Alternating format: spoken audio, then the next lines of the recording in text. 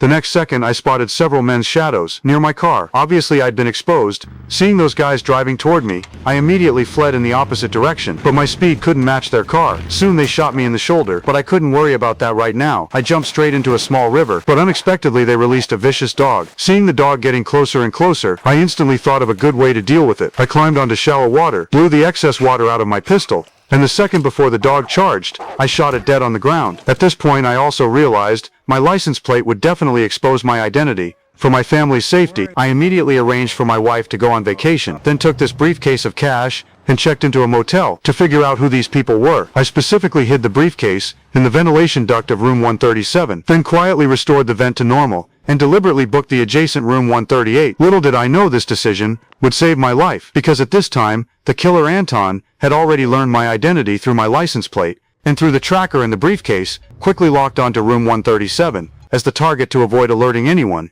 He took off his shoes and approached the target room, used an air gun to break the lock on the door, then fired 2 shots at whoever was inside.